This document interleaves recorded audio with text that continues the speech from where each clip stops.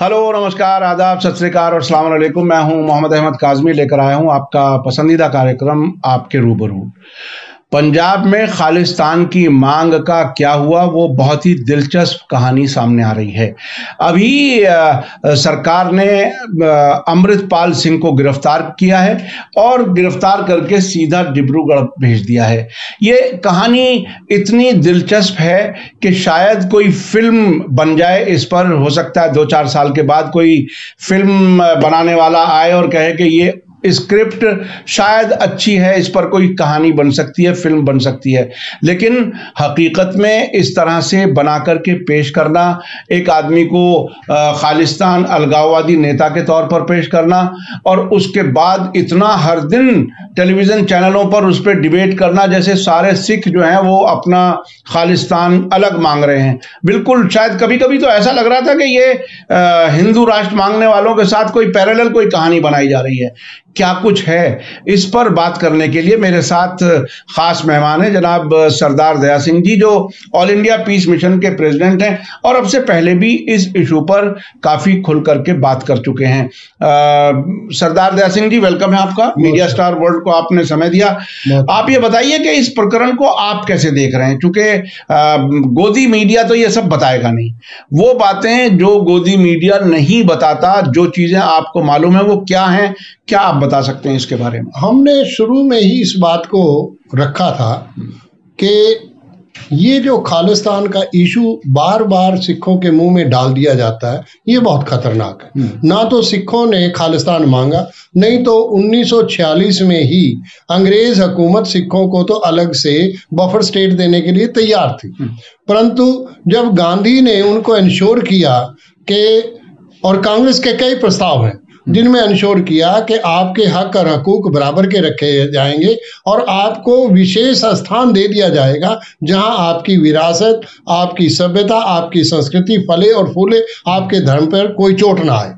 तो इस बात को लेकर सिख जो है वो भारत का हिस्सा बने। इसी तरह मुसलमान को भी उन्होंने इंश्योर किया कि आप यहाँ से ना जाएं, आप यहीं रहें, ये आपका देश है, आप सब कुछ है, आप भी।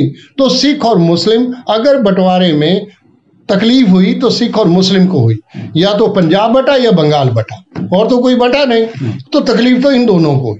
अब हमारा ये कहना था कि ना तो पंजाबी सूबा के समय और ना ही आनंदपुर साहब रेजोल्यूशन के समय, ना ही किसी समय खालिस्तान की कभी डिमांड नहीं। कई बार लोग ये समझते हैं कि 1980 के दशक में जब भिंडरांवाला आए तो उस समय खालिस्तान की बात उठाई गई, जबकि खालिस्तान की बात भिंडरांवाले ने भी कभी नहीं की। उन्होंने तो केवल इतना कहा कि अगर सरकार खालिस्तान देना चाहती है तो हमें लेने में कोई इतराज नहीं।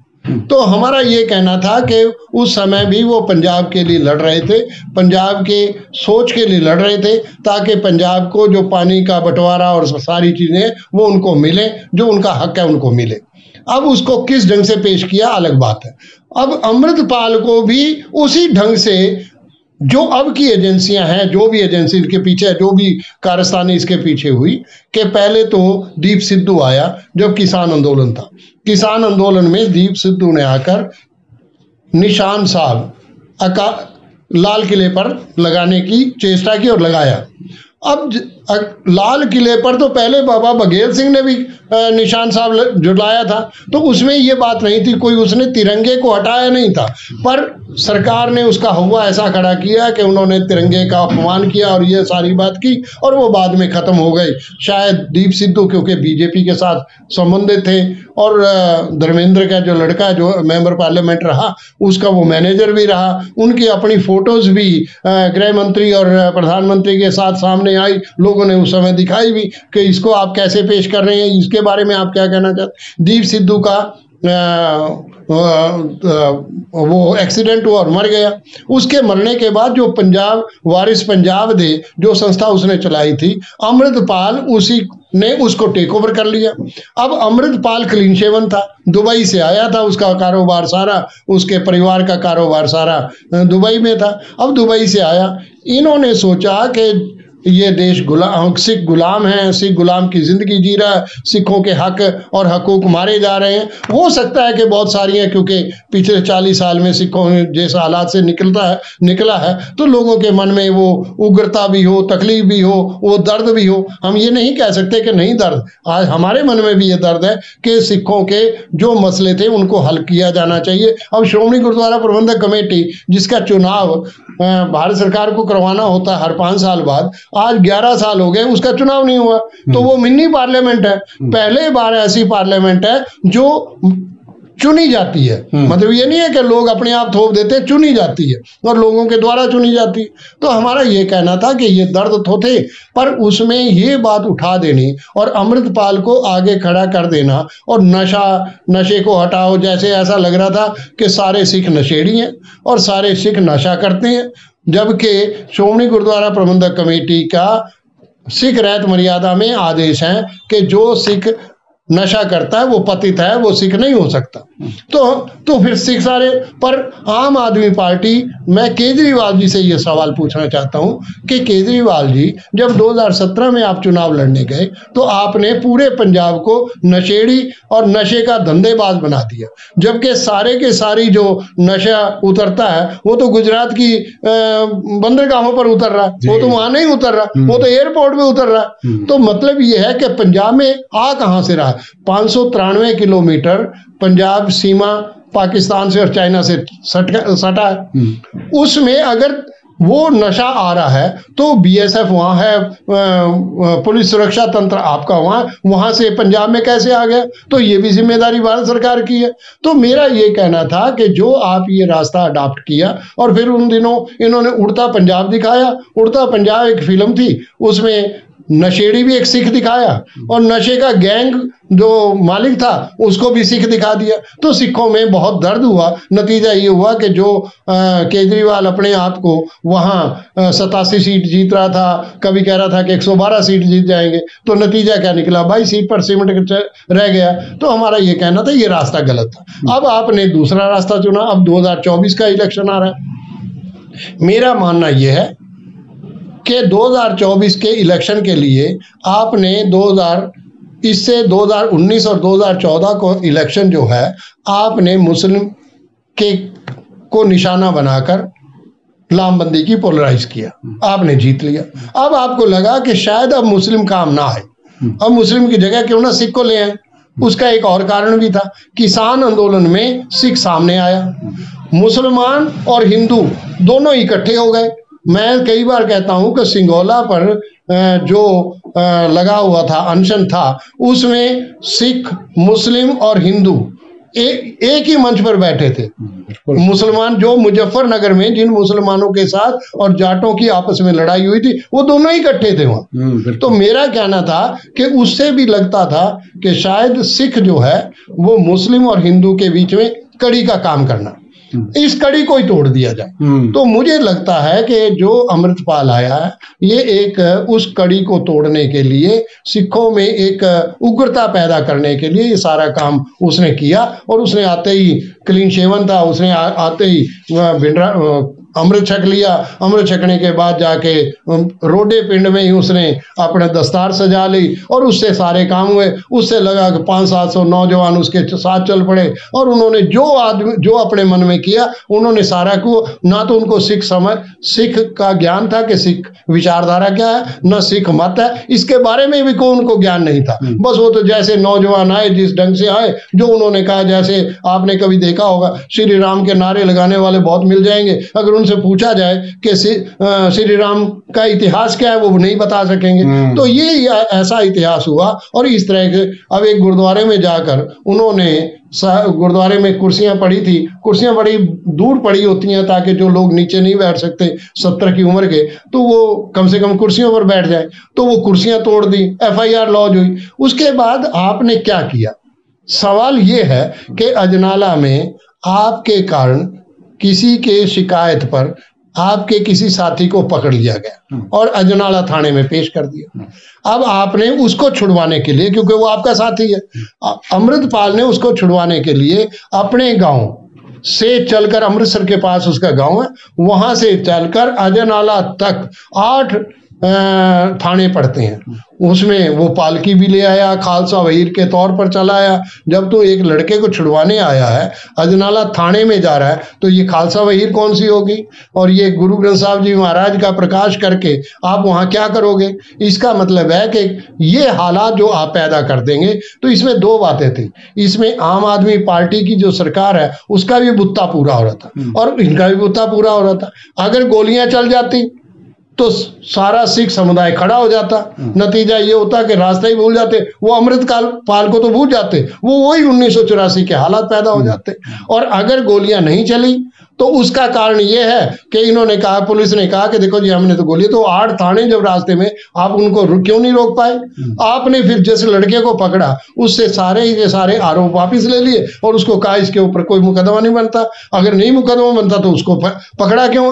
तो इसका मतलब है आपके मानस में कोई ना कोई तो ये साजिश का कारण है जिसके कारण उसको पकड़ा गया, फिर उसको छोड़ा गया। अब क्या कारण है ये तो पुलिस का काम है, या आम आदमी पार्टी बताए कि क्या कारण है। आपकी सरकार थी, आपके पास थाने, आपके पास दिल्ली में, आप कहते हो कि दिल्ली में पुलिस हमारे साथ नहीं, वहां तो दिल्ली, वहां तो आम आदमी पार्टी की पुलिस उन्हीं के कंट्रोल में है। तो हमारा ये कहना था कि इसको अजनाला, अब अजनाला के बाद जब इनको लगा कि अब वो 2024 तक इस खेल को कैसे खेला जाए, अब इस खेल को खेलने के लिए आपने एक और स्क्रिप्ट तैयार की, आपने स्क्रिप्ट तैयार की, उसके बाद उससे गुलामी और उसके खालिस्तान और उसके साथ ये और उसके साथ ये सारी चीजें इकट्ठी की और आपने कहा कि ये खालिस्तानी है, ये आज़ादी मांगता है, ये तलवारें दिखाता है, जबकि सिखों में तलवार नहीं मानी जाती, किरपान कहते हैं। तो वही किरपान को लहराते हैं, ये तो जो लहराते हैं तो आपका काम है रोकना, तो उसको इस हद तक क्यों जाने दिया?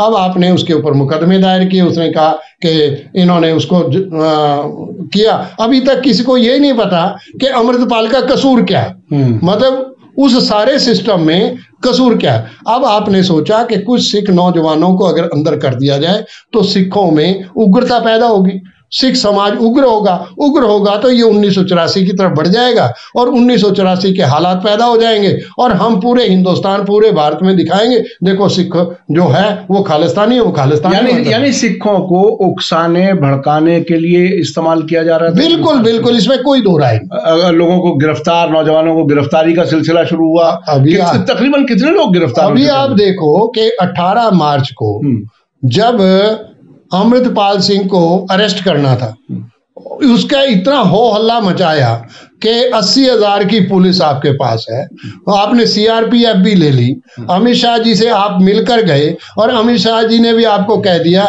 कि हम आपको की सीआरपीएफ की टुकड़ियां दे देंगे। तो मतलब यह है कि कहीं ना कहीं आपकी और केंद्र सरकार में मिली भगत है कि इस मुद्दे को भड़काया जाए। हमारा ये कहना है, ये तो ये बताएंगे कि मुद्दे को इनका भड़काना था या नहीं था, पर हमारा ये कहना है कि इसके पीछे अब 18 मार्च को सबको पता है कि 18 मार्च को अमृतपाल अपने घर पे था, अपने घर पे ही सो रहा था। आपने उसको पकड़ना था तो एक थाने के 4 आदमी चले जाते तो उसको पकड़ के ले आते। इसका मतलब आप पकड़ना नहीं चाह रहे थे, आप उसको पूरे देश में ही दिखाना चाहते थे। पंजाब में बड़े हालात हो गए और बड़े बुरे हालात हो गए क्योंकि आप चाहते थे बहुत सारे सिख बच्चों को और सिख नौजवानों को अंदर कर दिया जाए, और आपने 18 मार्च को उसको नहीं पकड़ा और बाकी हालात ऐसे पेश कर दिए कि भगौड़ा हो गया, वो भाग गया। फिर उसके साथ फिल्में बनाई कि वो यहाँ था, रात को वहाँ टिका, परसों पटियाले गया, तीसरे दिन शाहबाद चला गया, फिर वो नेपाल चला जाएगा, फिर वो कहीं चला जाएगा, ऐसे हालात बनाए। पर जब 23 अप्रैल को जब आपने उसको पकड़ा, स्क्रिप्ट वो क्लियर कर दी कि वो आदमी अपने घर पर ही था या आपके पास था।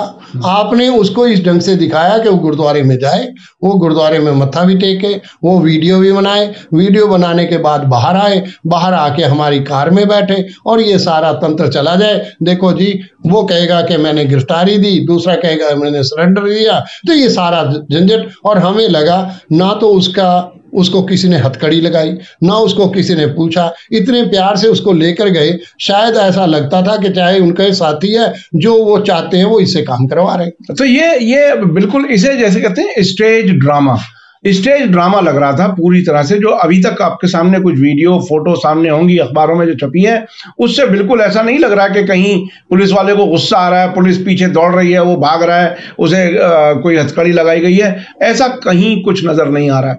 अच्छा, ये बिल्कुल मुझे इस वक्त एक बहुत ही दिलचस्प वाकया याद आ गया। जब इराक में एक शहर है मौसुल, वहां एक आदमी को लंबी सी दाढ़ी वाले को एक मस्जिद के इमाम के तौर पर दिखाया। उसका नाम बताया गया अबू बकर बगदादी, और उसने इस्लामिक स्टेट घोषित कर दिया, जिसे ISIS कहा जाता है आजकल, इस्लामिक स्टेट। तो उसका वो बनाया, लेकिन बाद में जब किसी ने उसकी तहकीक की, जांच की, तो पता चला कि यहूदी, उसकी दाढ़ी बढ़वाई गई थी और बाकायदा उसको मुसलमानों के इमाम के तौर पर पेश किया गया था। और फिर उसके बाद क्या कुछ हुआ, पूरा मुल्क तबाह हुआ, बहुत से शहर कब्जा कर लिए गए उनके जरिए। उनके जो ऊपर आका थे, अमेरिका, इजराइल और दूसरे मुल्क, उन्होंने सब तबाही वहां की। तो ये तकरीबन इसी तरह की स्क्रिप्ट लगती है कि यहां भी एक अलग देश मांग की बात कही जाए, बताया जाए कि ये नेता है, और फिर उसके बाद जो चाहे करें। लेकिन अब जब ये स्क्रिप्ट नाकाम हो गई, जब सिखों की तरफ से, खुद अकाल तख्त की तरफ से, SGPC की तरफ से इसके साथ कोई हमदर्दी नहीं दिखाई गई, बल्कि इसके खिलाफ ये कहा गया कि इसको गिरफ्तार करो, तो इसमें क्या आपको लगता है कि ये पछताते हुए गिरफ्तारी की गई है, ड्रॉप सीन जैसे कहा जाता है, उसका क्या, या इसे चलेगा कुछ? मैं काज़मी जी एक और बात कर दूं, जिस बात को हमें समझ लेना चाहिए। हाँ, कि जिस खालिस्तान की बात दीप सिद्धू कर रहा है, या ये कर रहे हैं, या भिंडरावाले के मुंह से कहलवाया जा रहा है, जो अमृतपाल सिंह जिस बात की बात कर रहा है, इनसे पूछो कि पाकिस्तान से पूछ लो कि क्या पाकिस्तान खालिस्तान चाहता है? जो आप लोग कहते हो कि पाकिस्तान इसके पीछे है, तो पाकिस्तान को तो अपनी चिंता है कि अगर ये पंजाब को खालिस्तान बना दिया जाए, फॉर सपोज किया जाए, मान लिया जाए कि ये पंजाब खालिस्तान बन जाएगा, तो जो बटा पंजाब लाहौर है, जहां हमारा रणजीत सिंह का राज था, सरकारे खालसा थी, तो जो सारा पंजाब है, क्या पाकिस्तान वाले उस पंजाब को भी इस खालिस्तान का हिस्सा बनने देंगे? इसका मतलब यह है कि पाकिस्तान भी उतना ही इससे नाराज होगा जो हम अगर ये काम करेंगे। तीसरी बात यह है, जो कश्मीर का झगड़ा, अगर आप देखो पंजाब और पंजाब के बीच कश्मीर है, अगर कश्मीर का झगड़ा है तो कश्मीर, हम कह रहे हैं कि हमारा कश्मीर है, वो कह रहे हैं कि हमारा कश्मीर है। अगर कल को खालिस्तान का इशू, तो कश्मीर तो खालिस्तान का पार्ट बनेगा। तो हमारा ये कहना है कि इशू ही गलत है, ना तो किसी ने इसके ऊपर सोचा है कि यह क्या बन सकता है, क्या बन ही नहीं सकता। तो अननेसेसरली हम बाकायदा तौर पर सिखों को चिन्हित करके, उनको निशाना बनाकर हिंदुओं को पोलराइज करने का ये जो एक्सरसाइज है, ये टोटली गलत है, ये रास्ता ही गलत है। सिखों को पता है कि जब 1946 में अंग्रेज हुकूमत ने सिखों को खालसा राज की, सिख राज, क्योंकि उन्होंने सिख राज महाराज रणजीत सिंह के बेटे दलीप सिंह से लिया था, तो दलीप सिंह को उस समय लिख के दिया था, अहदनामा है, उसमें लिख के दिया था कि अगर कल को हम जाएंगे तो आपका राज वापस करके जाएंगे। तो कुदरती था कि उन्होंने राज वापस करना था, सिखों को उन्होंने ऑफर दी, पर सिखों के सामने वही हालात थे कि इधर जाएं या इधर जाएं। पर जब गांधी ने उनको इंश्योर कर दिया कि आप भारत का हिस्सा बने, ये देश हिंदू राष्ट्र नहीं होगा, ये भारत होगा, इसमें आपके हक और हकूक बराबर के होंगे, ये कांग्रेस के प्रस्ताव भी हैं, मुस्लिम के लिए भी और सिखों के लिए भी। तो मेरा ये कहना है कि ये रास्ता गलत है। तीसरी बात जो हम बार बार कहते हैं, ब्लू स्टार ऑपरेशन की 1980-84 की बात आ जाती, 1984 की क्यों बात आती? ब्लू स्टार ऑपरेशन के पीछे तो माई कंट्री माई लाइफ का 411 से 416 अडवाणी की अपनी किताब पढ़ के देख लो। उसमें वो कहते हैं कि हमने 15 दिन लगाए, वहां इतना प्रेशर बिल्ड किया कि इंदिरा गांधी को ब्लू स्टार ऑपरेशन करना पड़े। और ये जब 2012 में पंजाब के इलेक्शन हो रहे थे, और यही हिंदुस्तान अखबार में ये चीज छप गई।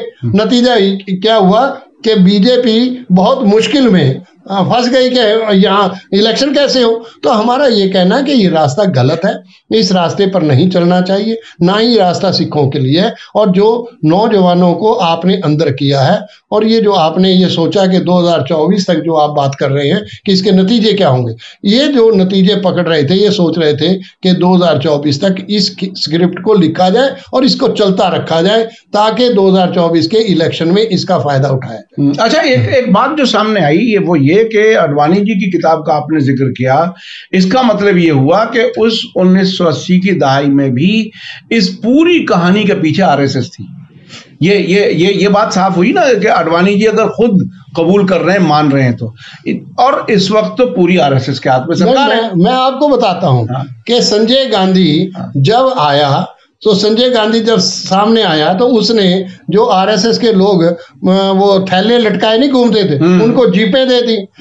और आरएसएस को कभी ये नहीं होता कि हम ये पार्टी है, ये पार्टी है, उनको तो अपना एजेंडा है, उनके सामने एजेंडा था। और इंदिरा गांधी के सामने भी अगर आप देखेंगे, जब इमरजेंसी के दौरान आरएसएस के बाला साहब देवरस ने पत्र दिया कि हमें हमारे लोगों को छोड़ दें, हम आपके साथ हैं और 20 पॉइंट प्रोग्राम पर हम काम करेंगे, तो आरएसएस तो पूरी की पूरी कांग्रेस में आई। जिस आरएसएस ने कांग्रेस को ही आरएसएस ही कांग्रेस बना दिया। मैं एक बात आप इंस्टांस आपको और दे दूं, इंदिरा गांधी ने कोशिश की कि सिखों के साथ मसले को हल किया जाए। उन्होंने बाकायदा तौर पर यहाँ से 27 मई को हेलीकॉप्टर से आदमी भेजा, एक संदेश वाहक भेजा कि भाई आप अरेस्ट हो जाओ और मैं सब किसी के ऊपर मुकदमे नहीं बनाऊंगी, आप आ जाओ, मेरे ऊपर बहुत प्रेशर है। फिर 2 जून 1984 को पढ़ो, 2 जून 1984 को डिक्लेरेशन है इंदिरा गांधी का। वो कहती है कि वायलेंस को वायलेंस से कंट्रोल नहीं किया जा सकता, एक रास्ता गलत है, मैं इस रास्ते पर some misguided Hindus, who were the misguided Hindus. अब उसमें माई कंट्री माई लाइफ की किताब को पढ़ो तो उसमें पता लग जाता है कि सम मिसगाइडेड हिंदूज कौन थे, जो अडवाणी जी बता रहे हैं। तो हमारा ये कहना है कि ये जो रास्ता 1980 के दशक में पकड़ा है आरएसएस ने, और आरएसएस को लगा कि अब हमारी ताकत बढ़ेगी। अभी आप देखो, थोड़ी सी बात है कि जब तक उनको राजीव गांधी की जरूरत थी तब तो राजीव गांधी ठीक थे। जब राजीव गांधी को से बाबरी मस्जिद का दरवाजा खुलवाया गया, वहां से पूजा शुरू करवा दी गई 1986 में, तो उसका रास्ता कौन था? इसका मतलब है कि पूरी सरकार, राजीव गांधी की सरकार पूरी आरएसएस अपलोडेड थी। ये क्यों ना मान लिया जाए। उसके बाद अगर आप देखें तो वीपी सिंह बाहर आया और जो यात्रा 89 की यात्रा, राम रथ यात्रा सोमनाथ से वहां तक बाबरी मस्जिद तक निकली, वो उसके पीछे का सच क्या था? अगर उन सारी चीजों को जोड़ लें, नरसिम्हा राव जो 1984 में गृह मंत्री थे, जिसके सामने ब्लू स्टार सिख कत्लेआम हुआ, 3 दिन घर पे पड़ा रहा, वो ही 1992 में प्रधानमंत्री थे। तो प्रधानमंत्री ने क्या किया? बाबरी मस्जिद का वो भी देखता रहा। इसका मतलब है कि कहीं ना कहीं, और लास्ट जो है 2014 में जब नरेंद्र मोदी जी इलेक्शन लड़ रहे, इलेक्शन था, लोकसभा चुनाव था, और ये उसके चेयरमैन थे कमेटी के, उस समय आप देखें तो 168 मेंबर पार्लियामेंट कांग्रेस के बीजेपी में शिफ्ट हुए। तो इसका मतलब तो वो 168 मेंबर पार्लियामेंट कौन थे? वो हिंदू माइंड सेट था जो कांग्रेस में बैठा था। जो इसीलिए तो कांग्रेस का हाल है यही है, जब उसको मंदिर मंदिर घुमाने लगे और सारे काम करने लगे तो लोगों ने सोचा ये तो वही काम करेगी। तो सिख और मुस्लिम, जो मनमोहन सिंह के सत्ता के समय 2004 से आप 145 सीट हैं, और 2009 में वही मनमोहन सिंह के देख रेख में चुनाव होता है, उन्हीं के नाम पर वोट होता है, तो 206 हो जाती हैं। 61 सीट का फर्क है। और 61, इसका मतलब है मुसलमान और सिख मनमोहन सिंह के साथ खड़े थे। जब उन्होंने देखा 2014 में, जब उसने अध्यादेश को राहुल गांधी ने फाड़ दिया और सारे काम कर दिए, उससे सिख और मुसलमान को लगा कि आगे से सरदार मनमोहन सिंह तो नहीं होंगे, अब कौन होगा, हम इसका साथ दें या ना दें। नतीजा ये निकला कि आपके सामने सिख और मुस्लिम बाहर आ गए। अब ये जो सिचुएशन अमृतपाल वाली जो आप बात कर रहे हैं, अमृतपाल वाली सिचुएशन क्यों बनी?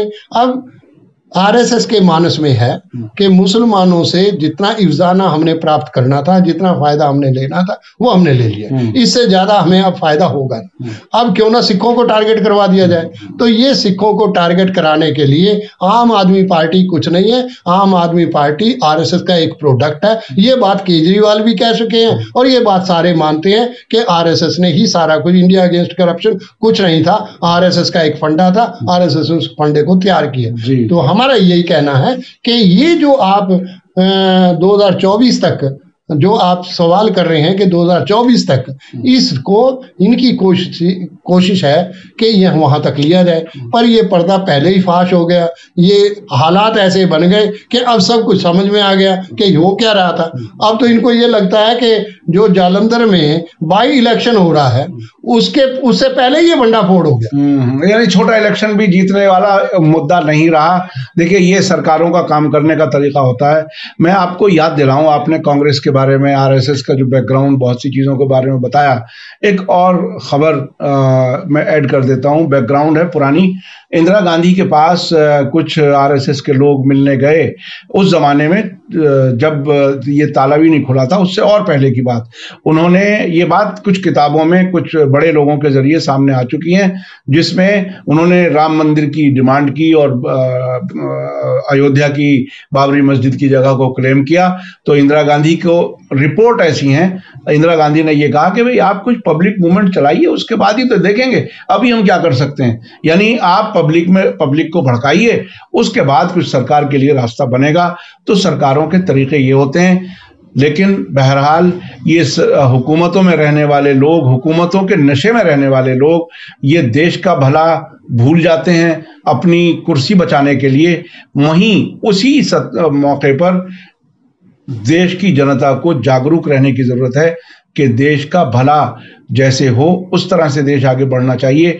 ऐसे सियासी लोगों को बहरहाल सरकार से दूर करने की जरूरत है जिनमें देश के साथ हमदर्दी ना रहे। बहुत बहुत शुक्रिया। मेरी अपील है जी कि मेरी भारत सरकार से भी और पंजाब सरकार से भी अपील है, इसको उपलब्धि ना समझें, इसको ये समझें कि जो नौजवानों को आपने अंदर किया है वो मिसगाइडेड भी हो सकते हैं, मिस इन्फॉर्मेशन भी हो सकती है, इल इन्फॉर्मेशन भी हो सकती है। उन बच्चों को छोड़ दिया जाए ताकि वो अपनी ज़िंदगी में दोबारा से उस हालात को ना सहें और नतीजे ये हों कि जैसे पंजाब से वो असलम लेकर बहुत सारे बच्चे बाहर चले गए और वापस आने के लिए कई मुसीबतें हैं, ब्लैक लिस्टेड हो गए, ऐसा ही दोबारा से वो रास्ता ना खुले।